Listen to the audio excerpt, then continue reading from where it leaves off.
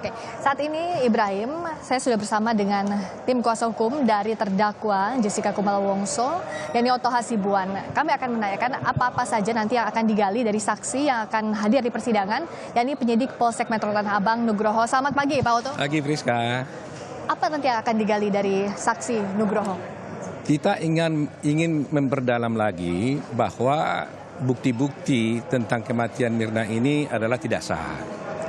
Kasus ini ada karena ada cyanida di dalam gelas. Ternyata cairan dalam gelas itu sekarang sudah berpindah-pindah sebelum diperiksa di labkrim. Menurut hukum, kalau prosedur pengambilan barang bukti itu tidak sah, maka hasilnya pun tidak sah. Ya kan, coba yang disita 2 gelas 1 botol. Ternyata yang diperiksa di labkrim itu adalah 2 botol 1 gelas. Nah, ini dari mana? Nah, kemarin saksi Devi mengatakan setelah itu setelah itu disita oleh polisi, dibungkus, disegel, ternyata kemudian katanya ada polisi meminta dari mereka botol dikirim dan dipindahkan lagi katanya. Jadi coba bayangkan suatu bukti yang sudah sudah disegel, diobrak-abrik lagi, kemudian dituangkan lagi ke botol katanya. Nah, itu tidak sah. Oke, kita breakdown satu-satu, Pak Oto. Yang pertama tadi, soal barang bukti yang dipindahkan dari gelas ke botol. Kalau kemarin kan jaksa penuntut umum menyatakan bahwa toh sudah diperiksa hasilnya di Puslap 4 dan sudah verified di sana. Dari tim kuasa hukum melihatnya justru itu, yang diperiksa di labkrim itu yang mana?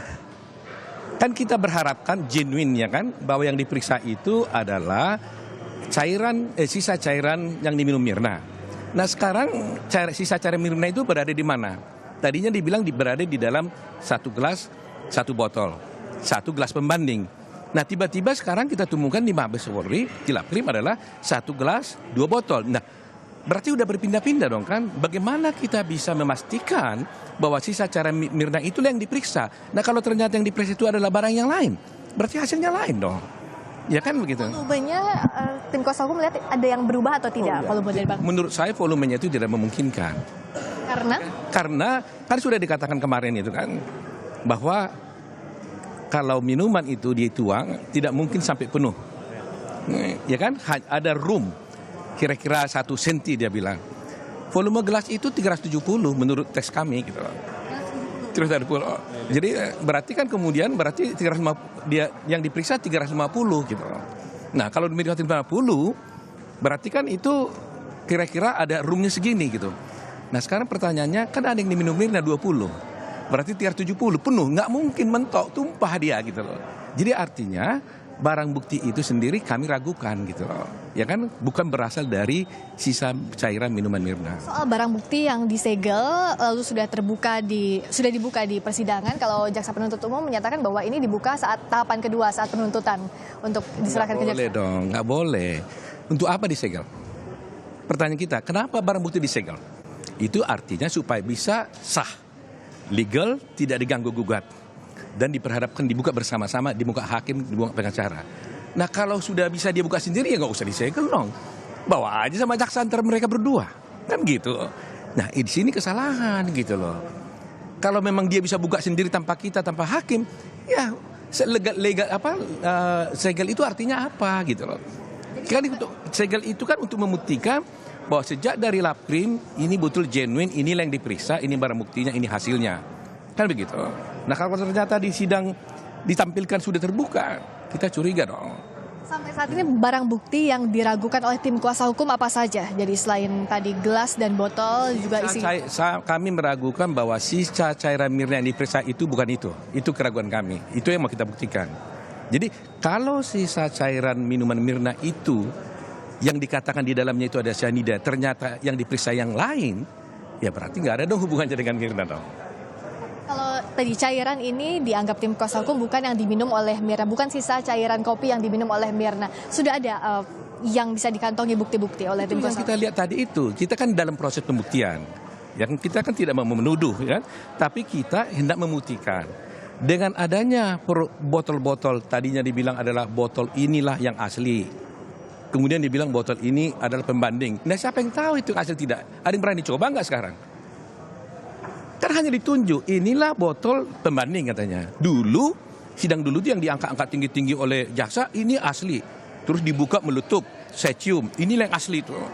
Sekarang dibilang itu pembanding. Nah Sekarang mau tanya, siapa yang berani mencoba minuman yang dalam botol itu bahwa itulah aslinya?